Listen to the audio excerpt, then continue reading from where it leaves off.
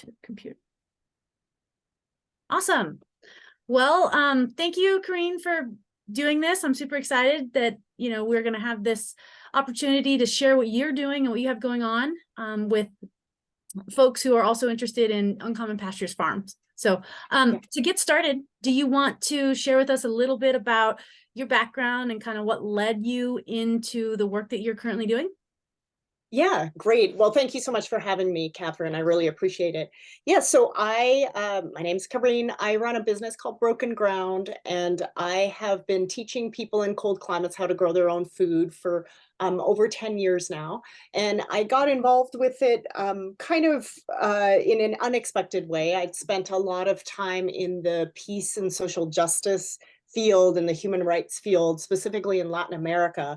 And so I was an activist, and I was kind of steeped in everything that we're doing wrong in the world, so to speak. And I started to look for more positive solutions to what we were seeing. And from a young age, I've always been concerned about ecological issues and ecological crises and wildlife habitat loss. And so I was looking for a way to, do something positive and contribute positively to doing something rather than being part of the problem. So I first got involved with permaculture. I took a permaculture design course back in 2006. Did an apprenticeship in organic gardening, and then did more study in permaculture and started my business in 2011. But really, even though my grandmother was a gardener and had a dairy cow for a while, and some chickens, and my mom had a garden, I didn't learn gardening from them or growing food from them. I think that kind of disconnect from our industrial, because of the industrial food system, that disconnect has led to us kind of rediscovering gardening through classes and courses and our community, rather than maybe it being passed down from generations, which is how it used to be. That is so true. Yeah. Well, I commend you for taking that step to kind of get out of the mindset about like focusing on all the problems, because I kind of fall into that trap all the time myself. And there's so much good that can be done and accomplished through community-based solutions. So thank you for sharing that. That's really cool.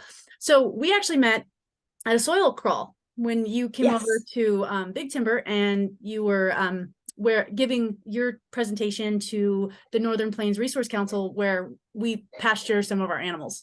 So that was, unfortunately, I wasn't able to stay for your presentation because I had little kids I was chasing around. But I understood at that point that you were doing some really cool work. So I'm glad we could make this happen. Yeah, yeah. To that point, I wanted to kind of ask, for those who don't know, like, can you give your definition of what is permaculture? And also, like, from my own interest, I was wondering, how would you say that when you begin to practice it, it sort of bleeds into those other areas of a person's life? Yeah, great question. So permaculture stands for permanent agriculture or permanent culture. And it's a design approach for sustainable living and land use that's rooted in the observation of natural systems. So I like to explain it that how do we look at natural systems and use and mimic them in the way that we design our yards and our gardens, but also out to our neighborhoods, to our communities, and to our lives. And so another definition that a lot of people use is permaculture is the art of creating beneficial relationships. So whether it's beneficial relationships between your plants and animals on your landscape, or whether it's beneficial relationships between people, or whether it's beneficial relationships between people and animals and plants, all of those different networks of relationships that we create in our lives. And so that is, permaculture, a lot of times initially people come to it probably at a landscape level. They hear about it because they're interested in gardening, or they hear about it because they're interested in site design or something like that, or they've heard about it through, earthworks or pond building or something like that. But it can also be applied very much to a social level. So there's a set of ethics that are part of permaculture, And then there are a set of principles that you look at the landscape and in your life through that lens. So, the ethics are earth care, that everything has an intrinsic worth, people care, that we're doing this to take care of ourselves and to live, sustainably on this planet, and then fair share. And that's also called future care or limits aware, that we need to limit our consumption and be aware of what we consume. And that if we have a surplus in our system, we feed it back to the first two ethics. So if we have a surplus of manure in our system, it gets fed back into the soil. If we have a surplus of time, we use it to help our friend in the garden. If we have a surplus of veggies, we donate them to the food bank or we give them to our neighbors and friends. So it's all about kind of creating a sense of community and reciprocity in our lives. And I'll also say that, a lot of permaculture concepts were innovated in part by Indigenous people and traditional ecological knowledge, but they were kind of organized by two Australians, Mollison and Holmgren, into this kind of design approach. And so you can take a lot of the principles of permaculture and apply them to your life. They kind of start to bleed into your life of like, oh, that's the principle of produce no waste, or oh, that's the principle of capture and store energy. Oh, that's the principle of self-regulate and accept feedback. And I think for you, you must constantly kind of live by those principles in working on the land and in having cattle. Yeah, that's beautiful. Thank you. I learned so much there. And it ties into a lot of the things that, are very similar with like regenerative ag principles. But like, as someone who my faith, we're Catholic, and there's this beautiful structure of Catholic social teaching and the principle of subsidiary, where like in society, the lowest or smallest rather unit of organized society should handle what it can. And when it can't, it goes to the next level, right? So there's no hopping over people and doing for people what they can do for themselves. And that ties into kind of some of those ethics of permaculture. And then just like as I've always like been discovering more about regenerative ag and how permaculture ties into these things together, this idea of like giving back more than you take and realizing that like in nature, there's really no such thing as waste. Mm-hmm. Right. And so all of these things, it's beautiful how they connect and feed into each other.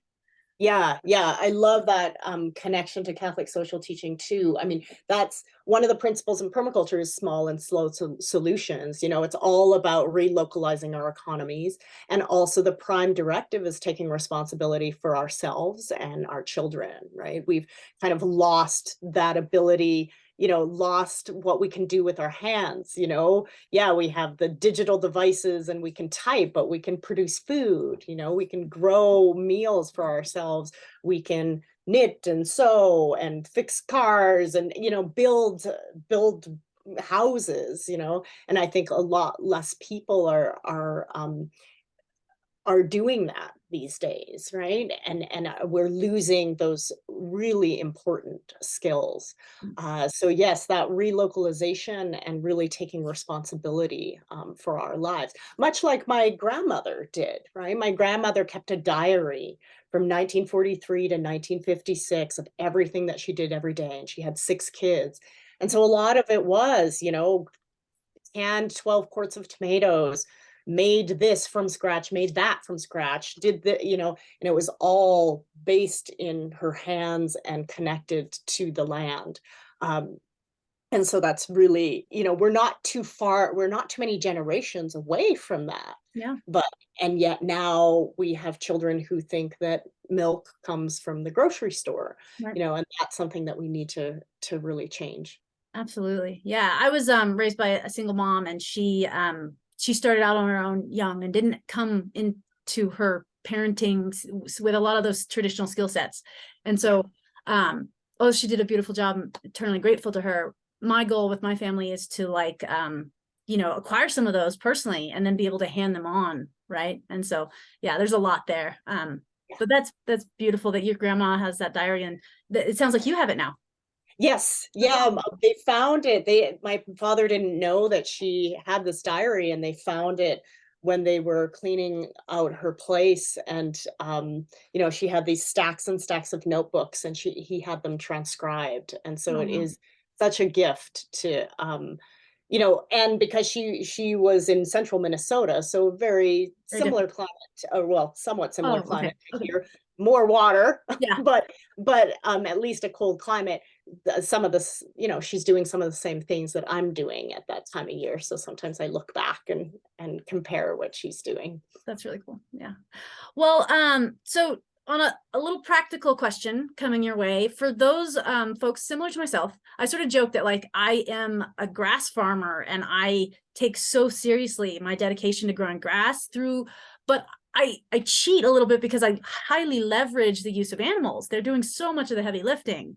I'm just coordinating. And so when it comes to growing produce for my family, I really feel like I have so much to learn. And if you were talking to someone who, you know, didn't have a green thumb, didn't know how to grow their own produce, but was really interested in being able to acquire that food for their family, you know, by out their front door or back door, what would you suggest would be like where to start, how to start practicing and acquiring that knowledge? Yeah, that's a great question. I think you start locally with your community. So connect with, if there are garden clubs, or if there's somebody like me, for example, who teaches gardening, connect with local people, or nurseries oftentimes offer seminars, you know, just starting there. Also starting small. So I usually suggest for beginner gardeners that they have like 2 4x8 beds, you know, whether they're in ground or they're raised beds. So they start there so they understand kind of all of the time it takes and energy and maintenance it takes to care for that amount of space. Mhm. And then I always like to say, you grow into your garden, right? Then maybe next year, if that was successful, then you do a third bed, or, you know, but you don't take on 600 square feet of garden space that first year. You know, people get super excited, but then they also get overwhelmed. And so again, that permaculture principle of small and slow solutions, start there, kind of, you know, cut your teeth a little bit on growing, and choose like what you like to eat and what does well in this climate. And so sometimes I suggest, you know, easier crops like lettuces and kale and zucchini, and maybe bush beans and radishes and peas, right? So those are some of the basics. Maybe, especially in a cold climate, you don't take on peppers and tomatoes and eggplant and cucumbers right off the bat, Yeah. because they're, you know, hot crops that take a little bit more care. They might need to be covered, you know, in terms of season extension. So it's really starting there, and also just in terms of design, like starting right outside your back door if you can, right? You know, if the sun allows for it. So, you know, your typical garden, you want it to be about 8 hours of sun a day, and so, but having it right outside your back door makes it more convenient, makes it such that you'll look at it more often, and then maintenance is easier. You know, you have a busy life, you're, you know, moving animals around, you have kids, you know, so, you know, making it as easy as possible to be able to participate in it. A lot of people like to kind of put that garden away. It's like they have to go to the garden. But, you know, another permaculture principle is integrate, don't segregate, right? We have this way of segregating our lives into these different pieces, and that translates oftentimes into segregating our yards as well. Mhm. But, you know, you want that garden to be front and center, because it's a foundational piece to your life and your food. Great. um, and so you want to be able to interact with it, and you want your children to be able to interact with it if you have them, you know. So start small, stay close is usually what I say. That's awesome. Yeah, last year we started like that. Well, when we had our first daughter, we just wanted to do everything right and well right away. So we just plowed up a whole part of the backyard and tried to put in this garden, and we didn't have any of the skill sets or any mentorship or help, and it was a total failure. I mean, I think we got 2 carrots and we were like, woo, we don't know what we're doing. But and we put a pause on it. You know, our family has grown since, and a lot of things are different. But last year, I have an August birthday. For my birthday, we as a family built a raised garden bed. And I learned this cool thing from a friend about I may mess this up. it's a German word, like Kurgaculture or something. Culture, Google But culture. yes, Yeah. that. Yes. And that was hugely Yeah. helpful. Incorporated a lot of carbon and air and hold on to the water. And so I think, oh, last year, only thing because I have a late August, well, I have a birthday in August, so there wasn't a lot of the growing season left. So the only thing we successfully grew was buckwheat. And I was super Nice. happy. I was like, it can grow things. Yes. Well, and I think that that's another thing that we have to remember. That's a big piece of advice that I give people is that you will fail and that's fine. Like every season is an opportunity to learn. I think that if we start growing our own food as adults, we have this tendency to beat ourselves up if we fail, but I always say I fail every year at something that I try, right? If you're not failing, you're not trying hard enough in gardening. And the other perspective to have is if you've been growing food, like I've been growing a garden for 15 years, that means I've only grown tomatoes 15 times. You know, Yeah. you think of a musician who, can practice a song thousands of times. But for us, because we're connected to the seasons, because we're connected to the land, we are learning every year. And so having some grace and patience with ourselves that this is a new skill that we're learning, right? Because it wasn't passed down. And so we are going to screw things up and that's fine and that's how it goes, but I think that integration too for you, the advantage is too that with having animals do some of the work for you, with having animals bring in a lot of your fertility. I mean that's a huge asset for you on your land as well. So related to that question, or what you just mentioned there, rather, my next question is, for folks who don't have access to pasture, don't have, acres, don't have a lot of land, is this permaculture practice and site design, that kind of thing, is it only for folks who have elbow room in the country, or is there a way to practice this in town or even in like an urban area? Yeah, absolutely. That's a fantastic question. Yeah, permaculture can be practiced at any scale on any piece of land, from urban to suburban to large scale acreage. And I think especially in cities where the majority of the world's population lives, right? We need to start to get very creative about using permaculture practices and principles in the way that we design things. So a lot of is it's about, okay, so how can we grow food in in a space in an urban environment? So you're going to get creative. Maybe it's rooftop gardening, or maybe it's container gardening or vertical gardening, that kind of stuff. Yeah. But also permaculture, to be a practicing permaculture practitioner, you don't have to be growing food either. If you look at some of the principles like produce no waste or use and value diversity or self-regulate and accept feedback, those are kind of also applied on a social level. So you kind of trying to reduce your consumption and being really conscious of what you buy is practicing permaculture. You going to a thrift store to get most of your clothes is practicing permaculture.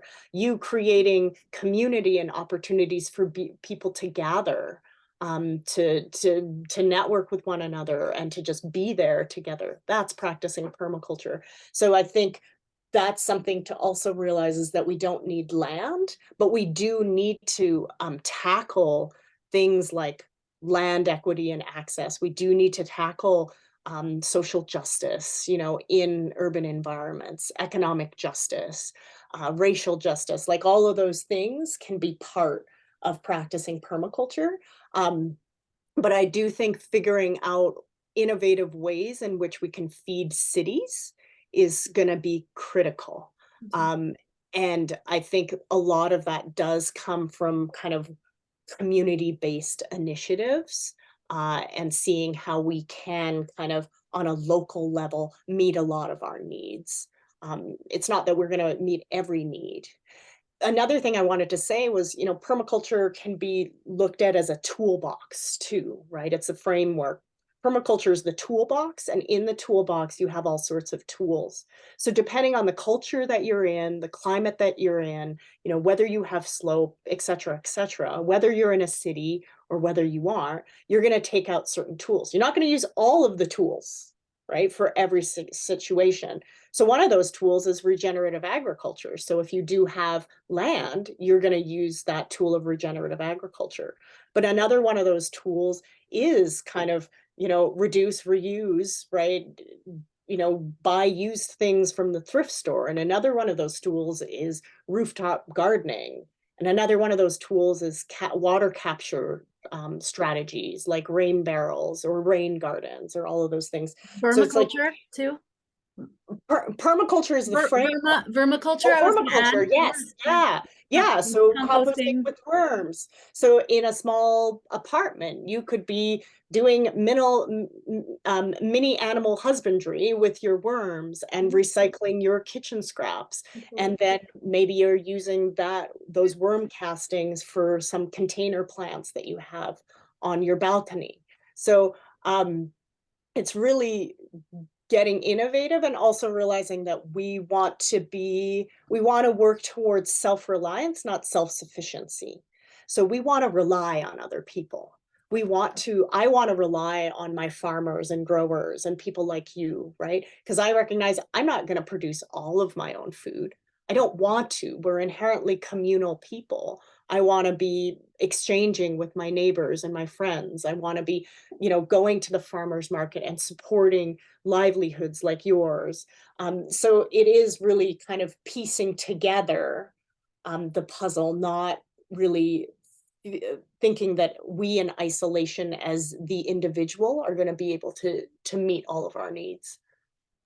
That's really beautiful. Yeah. And I think in Montana, I think so many people are attracted to the idea of self-reliance, but it is sort of a false dichotomy. And we are absolutely built for community. And that's such a beautiful point. And so just getting comfortable with the idea that, maybe we don't need big industry or big government or big pharma, right? Because that's scary. And that's part of the attraction to self-reliance is the opposite, right? But community is not scary. Community is beautiful. And that was really well said. Thank you. So we are sort of coming to the end of our time together. I do want to make sure we have an opportunity to share that if someone has really enjoyed this conversation and would love to pick up with you and learn more about your services and all the wisdom that you have to share, where would they go? How would they continue that conversation? Yeah, great. You can find me online, of course. I have a website, brokengroundpermaculture.com. You can follow me on Instagram at brokengroundmt. And then, I have a few different things coming up this season. June 2nd to 4th, I have a practical permaculture workshop that I'm teaching up at Sage Mountain Center in Whitehall, Montana, which is going to be really great. So that's an opportunity. And I work one-on-one with clients, helping them with design work. And then, of course, I have my signature program, which is my Resilient Homestead program, where I take people through site planning and process, and also give them content related to permaculture. So that happens in the early fall. So all of those ways, and in addition to working one-on-one with clients. Maybe I just said that. That's awesome. But yeah, get in touch via my website or via social media. If people definitely have questions about starting gardens. I also have a ton of resources on my website, a lot of videos, and also have a YouTube channel. Yeah, I was going to mention, you do have a beautiful YouTube channel full of valuable videos. So we will both post this video and I'll include all those links to your website and your social channels so that people can find those there. Yes, and I will do the same. Sounds great. Thank you, Catherine. Thank you so much, Kareen. It was a wonderful conversation, and I feel like we could totally have a much longer one, maybe again in the future. Yes, we'll do it in person sometime. That'd be lovely. Okay, well, thank you. You enjoy your second day of spring, and what do you guys have, like 2 inches of snow? Yes, at least, and it's still snowing. So yeah, second day of spring. That's Montana.